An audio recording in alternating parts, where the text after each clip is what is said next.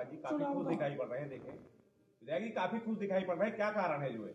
देखिए, फरीदाबाद नगर निगम चुनाव 2025 आज प्रचार का अंतिम दिन खत्म हुआ। अभी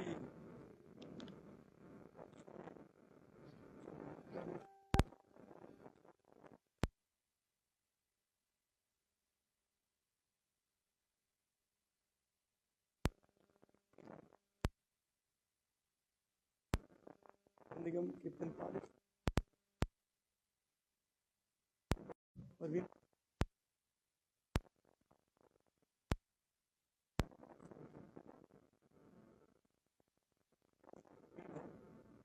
कि 2 तारीख को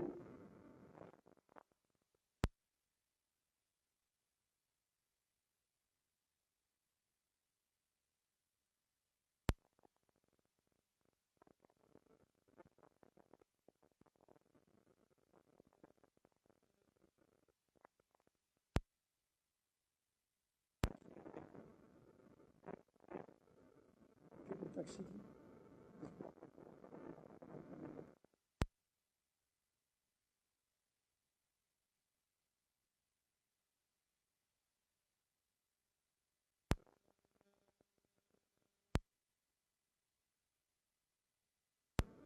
तो 11 के 11 जीत चुके हैं। आप लोग बताइए, कहीं किसी को कोई कंपटीशन नजर आता है तो हम अभी डिस्कस कर लेते हैं।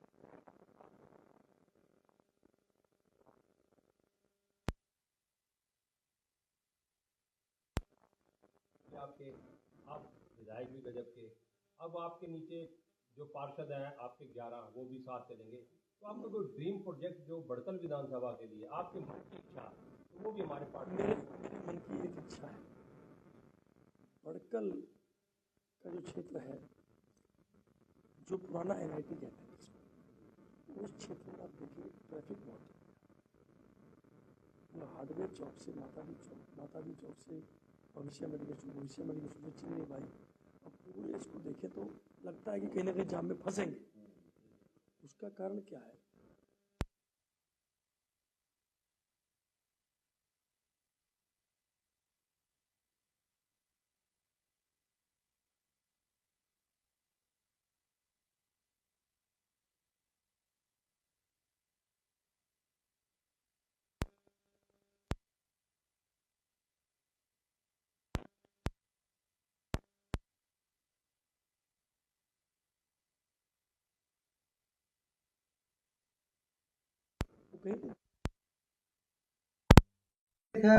विधायक जी, या कुछ प्रोजेक्ट इम्प्लीमेंट भी हो रहा है? आप एक काम करिएगा, सब ठीक ठाक रहा तो आपको 18 या 19 तारीख को FMDA की जो मीटिंग होने जा रही है, उसमें जब इसका टेंडर की अप्रूवल हो जाएगी तब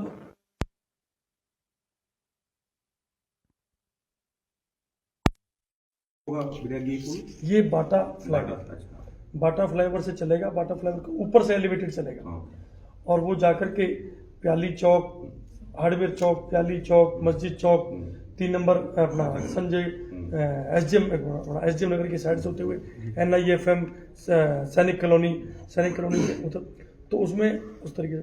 दूसरा, मेट्रो से जब चलेंगे तो अवंती बाई चौक से सामने जो बाटा वाला पुल चलेगा उसी में वो भी मर्ज हो जाएगा। उससे आपको चीज बता दूं, 90% शहर को ट्रैफिक की जो समस्या है उससे निजात मिलेगी। विधायक साहब, एक सवाल है बड़ा महत्वपूर्ण। 90% लोग सहूलियत तो मिल जाएगी उनकी, लेकिन 100% की जो एक समस्या चल रही है ना सीवर की, तो हालांकि कल मंत्री जी से मेरी बात हुई, मैंने इंटरव्यू किया उनका, उन्होंने बोला कि 3600 करोड़ रुपए का प्रोजेक्ट लाएंगे, तो सीवर की जो समस्या है कितने समय में आपको बता देता हूँ कि धर्मेंद्र जी, आपने देखा हो, आप तो NIT नंबर 2 में ही रह रहे हैं,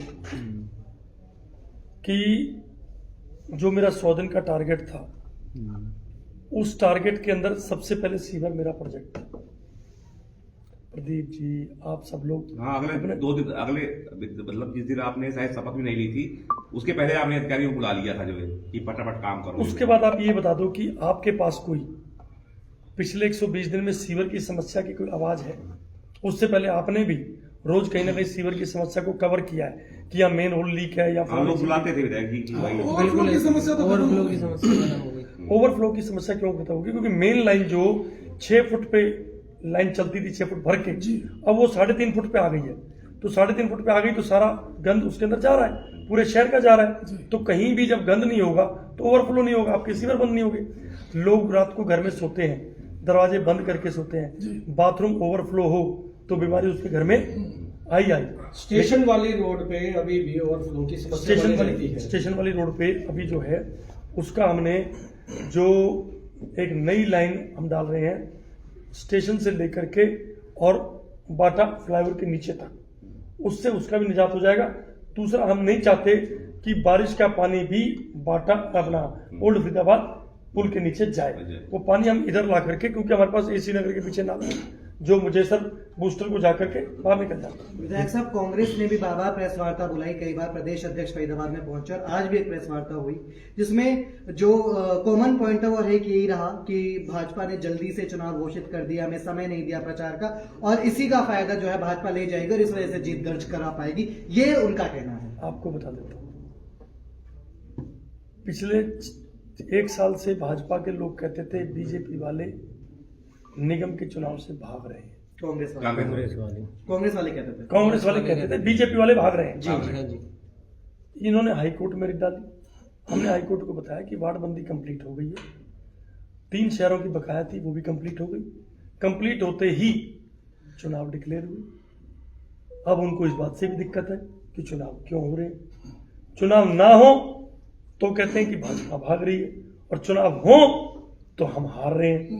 अब इसका इलाज तो एक बड़ा आरोप भी एक नेता लगाते हुए नजर आए कि 2 तारीख को मतदान और 12 तारीख को मतगणना हो रही है। इस बीच में क्यों भाजपा ने इतना टाइम लिया मतगणना करवाने में? ये भाजपा की कहीं ना कहीं कोई चाल है। ऐसा है कि कोई भी चुनाव उसके चरण होते हैं जी।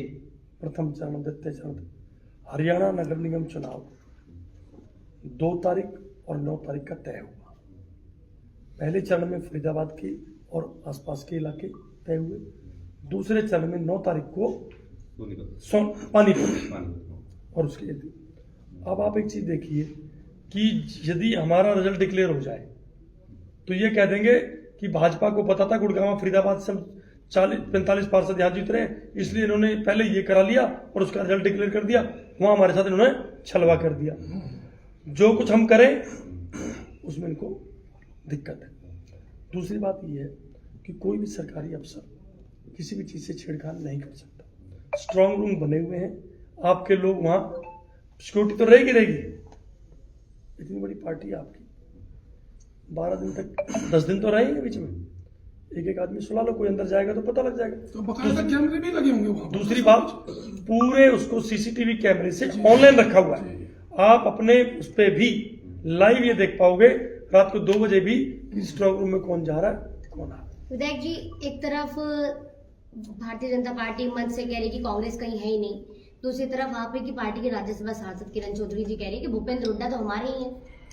देखिए, आप क्या कहना चाहेंगे? ये इतना बड़ा प्रश्न आपने मुझसे किया, ये अब किरण चौधरी जी से करें कि कैसे हमारे हैं तो वो ही बताएंगे। तो आप ही की पार्टी के हैं। देखो, ऐसा है, ये उनकी व्यक्तिगत राय है, उनकी सोच है, ये जवाब वो ही देंगे। उससे पहले पीएम मोदी की एक रील भी वायरल हुई, एक वीडियो वायरल हुई जिसमें वो भूपेंद्र हुड्डा से मिलते नजर आए। उसके बाद किरण चौधरी का ये बयान, क्या आने वाले दिनों में जब भूपेंद्र हुड्डा हमारी पार्टी में आ जाएंगे तो आप सबको पता लग जाएगा। विधायक साहब, एक बात पूछना चाह रहा था, ये चुनाव में जो पार्षद के चुनाव थे तो जो आपके भड़कल क्षेत्र के जो पार्षद रह चुके हैं, जो कांग्रेस में था दूसरी पार्टी में, धड़ाधड़ उन्होंने पार्टियां छोड़ के बीजेपी ज्वाइन की। क्या वो दिनेश का जादू था या धनुष चला था या कोई दबाव था? देखिए, मैं भारतीय जनता पार्टी का सिपाही हूं। एक बहुत बड़ी बात आज कह रहा हूं, धनेश अदलखा आजाद चुनाव लड़के देख ले, शायद उसकी 5000 वोट भी ना है, लेकिन भारतीय जनता पार्टी की टिकट पर भारतीय जनता पार्टी का सिपाही चुनाव लड़ा तो 80,000। ये गलतफहमी है। आजाद लड़ने वालों को आपने देखा होगा, कोई बहुत ही मतलब 2-3% की 2% भी रेशियो नहीं रहता। मैंने पिछले चुनाव में देखा था चंद्र भाटिया जी को, वो जहां प्रचार करते थे, राइडर्स खड़े हुए थे, उनके प्रचार में 4-4, 5-5 लोग आते थे। इतनी वोट नहीं आई होंगी, लेकिन मतलब 20 रैलियां उनकी बड़ी बड़ी बम्पर रैलियां गई हैं, लेकिन वोट नहीं है। मेरा जवाब क्योंकि आजाद थे जो कोई दबाव था दिनेश का या दिनेश का धनुष चला था? मैं आपको बता रहा हूँ, भारतीय जनता पार्टी की सिपाही होने के नाते मैं 3 बार का निगम पार्षद था, पार्टी को मेरे पे विश्वास था, उन्होंने मुझे यहाँ भेजा, मैं विधायक बना। मेरे एक्सपीरियंस का एक बेनिफिट बड़कल विधानसभा के क्षेत्र को ये हुआ कि मैंने पार्षद के रूप में जैसे काम किया था वैसे ही उतरते ही विधानसभा में भी वही काम, सीवर का, पानी का, लाइट का, आप ये देखें एस्टीमेट हुए सारे पार्कों के, आज एस्टीमेट कंप्लीट है, estimate tender work order complete है। लगभग हमने ये मन बना लिया है कि 2 तारीख को चुनाव खत्म हो, हमें 3 तारीख को आचार संहिता से परमिशन मिल गई, तो हम 3 तारीख से अपने काम को शुरू कर चुके हैं। दैनिक कल आप थोड़ा भावुक हुए थे उधर अपने जहां से आप पार्षद। आपको मैं एक चीज बताऊं, और मैं कभी भी चुनाव को लेकर भावुक नहीं होता। मेरा क्या होता है, मैं आपको बताऊं पुष्पेंद्र जी, मैं आज से 4 दिन पहले एक सभा में भावुक हुआ। एक गुलशन सुखीजा है, रीमा भाभी और गुलशन सुखीजा, जब मैं 29 साल का था तब उन्होंने मेरे साथ चुनाव लड़ना शुरू किया। आज मैं 50 साल का हो गया, तब वो 45 साल के रहे होंगे। उस दिन वो उठ भी नहीं पा रहे थे, खड़े भी नहीं हो पा रहे थे, और मेरे लिए पगड़ियां लेके आए थे। तो मैं ये देख रहा था कि ये भगवान, मैंने ऐसा क्या किया कि इतना प्यार मेरे को देते हैं बुजुर्ग मेरे, तो मेरा उनसे इतना प्यार है आत्मीयता का।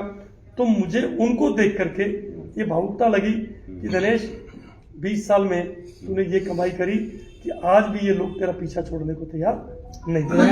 निर्दलीय प्रत्याशी, विधायक जी निर्दलीय प्रत्याशी बार बार ये कहते हैं कि जो निगम चुनाव है ये एक छोटा चुनाव होता है और चेहरे पे लड़ा जाता है, लेकिन आप कह रहे हैं कि पार्टी के आपको वोट ना मिले लेकिन पार्टी को वोट मिलते हैं। लेकिन आपको एक चीज बता दूं कि एक विचारधारा की बात होती है। आज सांसद जो है भारतीय जनता पार्टी के, विधायक लगभग सब लोग भारतीय जनता पार्टी से ही। यदि पार्षद भी भारतीय जनता पार्टी के हैं तो तालमेल में परिवार में दिक्कत नहीं आती। यदि कहीं दूसरी पार्टी का विपक्षी जीत के आ गया, क्या वो हमारी मीटिंग में आएगा? क्या वो बजट की मांग करेगा या उसके नेता उसको मांग करने देंगे? तो वो चीजें उसके लिए भी दिक्कत रहती है। वो बेचारा ऐसा नहीं है कि पार्षद काम नहीं करना चाहता होता, मैं भी विपक्ष में रहा, मजबूरियां इतना तंग करती हैं कि हमें भी डर रहता था कि फलाने की मीटिंग में हम जाएंगे तो पार्टी के लोग कहेंगे यार ये कांग्रेस की मीटिंग में जा रहा है, ये हमें छोड़ के तो नहीं जा रहा, या ये बीजेपी की मीटिंग में आ रहा है, ये छोड़ के तो नहीं जा रहा। उस पार्षद की परिस्थिति देखो, उसकी मनोस्थिति इतनी खराब हो जाती है, वो जीत तो जाता है लेकिन उसके बाद उसको दूसरी पार्टी की मीटिंग में या दूसरे सांसद से या विपक्षी विधायक से ग्रांट मांगने में दिक्कत आती है, और विपक्षी भी देने में संकोच करता है कि मेरे वाले कहेंगे अरे ये तो उनको ज्यादा देता, हमें नहीं देता। तो वो चीजें उसके लिए भी दिक्कत होती है, इसलिए हम कहते हैं। विधायक साहब 2 तारीख को चुनाव है, तो आज प्रेस कॉन्फ्रेंस हो रही है आपकी, तो पब्लिक को क्या संदेश देंगे, क्या अपील करेंगे? सिर्फ एक ही आग्रह है जनता से कि ऐसा ना हो कि आप लोग ये सोचें कि भारतीय जनता पार्टी तो जीत रही है, मैं एक वोट डालने नहीं जाऊंगा तो क्या होगा। लेकिन आपको एक चीज बता दूं, मैं धनेश अदरखा पहला चुनाव 7 वोट से हारा था, तो मुझे एक एक वोट की कीमत पता है।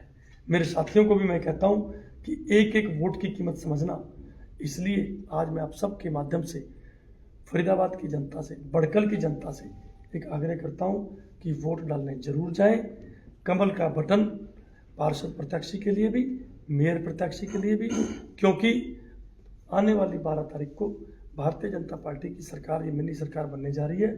आपका वार्ड भी उस मिनी सरकार में शामिल रहे, विकास की गति को पकड़े, इसके लिए मैं आज आप सब लोगों के बीच में। अदरखा साहब, मेरा आखिरी सवाल है, डबल इंजन की सरकार बनी, ट्रिपल इंजन की बात होने लगी है, तो जिस तरीके से काम ने गति पकड़ी हुई, विकास ने गति पकड़ी हुई है, तो अगले 5 साल में क्या देखा जाए कि 1 इंजन और जुड़ जाएगा, 4 इंजन की सरकार हो जाएगी? जी, मैं आपको एक चीज बताऊं कि आपने देखा होगा, और मैं बड़ा क्लियर कहता हूं मेरे पार्षद साथियों को भी और पत्रकार भाइयों को भी, यदि आपको बड़कल में आज कहीं सीवर की समस्या केवल एक रेलवे ट्रैक रोड पे, क्योंकि वो ढलान पे होने के कारण, क्योंकि क्या पूरे शहर का सीवर एक लाइन पे है, रेलवे के वहां पर आप देखेंगे तो अंडरपास के चक्कर में वो ढलान पे उतर, तो क्या होता है, ना करते हुए भी पानी का फ्लो पानी की तरफ रहता है। उसके अलावा पहले 5 नंबर में क्या हाल रहता था, अरोड़ा साहब आप बताओ। बहुत बुरा हाल था जी, भाई माता करतार को बिल्कुल बहुत बुरा गुरुद्वारे के सामने खड़े नहीं हो पाते थे, 3 नंबर में खड़े नहीं होते थे, 1 नंबर में खड़े नहीं हो पाते थे। आज लगभग सीवर की समस्या से हर आदमी, लेकिन छींटों से बच गए जी हम। छींटों से बच गए। आपको बताता हूँ ये मेरी जिम्मेवारी है, बारिशें भी होंगी तब भी आपका बारिश का पानी रोड पे खड़ा नहीं होने देगा। सर आपकी जीत निश्चित मान के चल रहे हैं आप? 100%। 46 के 46 पार्षद आपके एक जीत चुके हैं, 45 आप सुनिए, अब मैं काम गिनवा दूं। गांधी कॉलोनी वाली रोड बिल्कुल बनाऊंगा, 17 नंबर चुंगी वाली रोड, बिल्कुल होंगी, बाखरी गांव तक की रोड होगी। इंदिरा एनक्लेव, उसमें क्या चाहते हैं? इंदिरा एनक्लेव को जो पुलिस चौकी के सामने वाली सड़क है कितनी बुरी तरीके से टूटी हुई है सर, बिल्कुल चलने का रास्ता नहीं है। और सीवर की समस्या अंदर बड़ी खतरनाक है। बड़कल वाली रोड एनक्रोचमेंट वाली स्थिति है। इन सब का कमिटमेंट कर रहे हैं ना, काफी जाम क्योंकि लगा है। आपने ये कमिटमेंट किया है कि भैया आपने ये बोला सरकार तो आपकी बन रही है नगर निगम में, अब ट्रिपल इंजन सरकार भी हो गई, आप इन कामों का बता दीजिए। आपने जो 4 काम बताए हैं इनमें से 2 बड़े काम हैं, गांधी कॉलोनी की रोड और 17 नंबर चुंगी वाली रोड। आपको मैंने 31 मार्च की डेट दी है फाइनल, 31 मार्च को मैं टेंडर की कॉपी आपके हाथ में दूंगा कि टेंडर हमने इतनी तारीख का लगा दिया। जैसे ही टेंडर 21 दिन में कंप्लीट होगा आपको वो रोड शो। विधायक जी, अक्सर लोग कमेंट में लिखते रहते हैं नाहर सिंह कब बनेगा cricket stadium. Nahar Singh stadium के लिए मैंने पूरी तैयारी कर ली। एक्चुअली क्या है धर्मेंद्र जी, मुझे आज कुल 123 दिन हुए हैं, लेकिन मैं फिर कह रहा हूँ कि मेरे उतरते ही आपने देखा उस सीवर की समस्या कितनी थी, पानी की समस्या, सैनिक कॉलोनी का इतना बुरा हाल था, पानी की इतनी समस्या थी जिसकी कोई हद नहीं। आप देखिए अब आपको कम से कम ये है कि लाइटों की वो समस्या नजर नहीं आती। सर एक छोटा सा क्वेश्चन, आपके क्षेत्र में सबसे बड़ा फरीदाबाद का रेलवे स्टेशन है, इसकी क्या पोजीशन चल रही है, क्या आप हमें बताएं? आपको एक चीज बता दूं, रेलवे स्टेशन का काम आपको मैं माननीय सांसद केंद्रीय मंत्री चौधरी कृष्ण पाल गुर्जर जी उसको करा रहे हैं। लगभग 250 करोड़ रुपये उस पर खर्च हो रहा है। आप देखेंगे कि वो इंटरनेशनल लेवल का फरीदाबाद का रेलवे स्टेशन है। विधायक जी इंटरनेशनल लेवल का रेलवे स्टेशन बता रहे हैं, लेकिन स्टेडियम का काम तो अभी भी अधूरा है, वो कब पूरा होगा? स्टेडियम का काम अभी एक्चुअली क्या है, FM और स्मार्ट सिटी की 18 और 19 को मीटिंग है, उसमें सारी चीज पिक्चर क्लियर करूंगा कि आज क्या क्या फैसले हुए। मेरी आदत में झूठ बोलने की नहीं रखता, क्योंकि उस पर कोई किसी प्रकार की अभी किसी प्रकार की मेरे को यही नहीं पता कितने का बजट, कितने का एस्टिमेट, कितने का टेंडर, कितना काम कंप्लीट हो गया। उसकी 18 तारीख को मीटिंग है, वो सारी लेके आ रहे हैं पूरी डिटेलिंग। विधायक जी लास्ट सवाल, अब कहना नहीं चाहिए, पिछली बार जो इस क्षेत्र की विधायक थी जो है वो 6 महीने में 2 साल में प्रेस काफी बुलाती थी, बताती थी ये काम है, क्या आप हर महीने 15 दिन में कोई शुभ समाचार देंगे और मीडिया को बुलाते रहेंगे ऐसे जो है? आपने देखा होगा कि पिछले 4 महीने में मैं आप लोगों को ना करते करते 15 से 20 बार याद कर चुका हूं कि ये काम आप लोग जब बताते हैं कि कमेंट्स में फलाने ने लिखा, उस जो आप बोल के जाते हो उसको मैं आपकी रील को ही सेव करके रख लेता हूं कि मैंने क्या बोला था, और वो आपने कहा कि मेरे कमेंट्स में फलाने ने ये लिखा है कि वो रोड नहीं बनी। ऐसा है, मैं लोगों से अपील करता हूं कि आपके माध्यम से भी यदि कोई काम वो बताएंगे वो काम भी पूरा हो। सर आपका एक मैसेज आ रहा है यहाँ पे, जितेंद्र मक्कड़ जी लिख रहे हैं आपके उसमें कार्य में बहुत तारीफ कर रहे हैं, बहुत सारी तारीफें लिखी हुई हैं। धन्यवाद जितेंद्र जी, मैं आपकी बात रख रहा हूँ। वो कह रहे हैं अनिल विज के बाद हरियाणा में कोई धाकड़ नेता देखा है तो धनेश अदलखा वो लिख रहे हैं। देखिए मेरा काम है, जितेंद्र मैं आपको बताता हूँ जितेंद्र जी, धन्यवाद। मेरे वार्ड के लोग पिछले 15 साल से मेरी वर्किंग का स्टाइल यही देख के आ रहे थे, आज बड़कल के विधानसभा के लोग स्टाइल को देख रहे हैं। ये मेरा वर्किंग स्टाइल है कि मुझे मेरा estimate, tender, work order system जो वो 21 दिन में कंप्लीट चाहिए। उसके बाद कॉन्ट्रैक्टर को बता दो कि ठेका तब लेना जब तुमने काम करना हो, 6 महीने टालना हो तो धनेश का FIR दर्ज कराएगा। विधायक जी, जो स्मार्ट सिटी के तहत जो नाले बनाए गए हैं, ये नाले तकरीबन चौक है या जो जहां से पानी निकासी का जगह है वो लोगों ने बंद कर दिया, तो आगे आने वाले कि जब आप मित्रता, दोस्ती, मित्र प्रेम निभाने लग जाओ तो आपके मित्र ही कहीं ना कहीं उसमें छलवा कर जाते हैं। मैं स्पष्ट कर चुका हूं कि कोई मेरा मित्र बनना चाहता है इसलिए कि मेरी अवैध निर्माण जो रोड के ऊपर कब्जे हैं उसकी मैं मदद कर दूंगा तो नहीं करूंगा। रोड पे नाले पे कब्जा है तो नहीं करूंगा। मेरे को मेरी सीवर लाइन साफ चाहिए, मेरी लाइट जगती चाहिए रोड बनी चाहिए, पार्क साफ सुथरे चाहिए, कनोपी, जिम, बच्चों के खेलने के झूले, ये मुझे सिस्टम पूरा चाहिए। मतलब गलत लोगों को आप दोस्त नहीं बनाएंगे? नहीं, मेरे को शौक नहीं है, ना मेरे पास टाइम है। ठीक है भैया जी, ठीक है जी, बहुत अच्छा।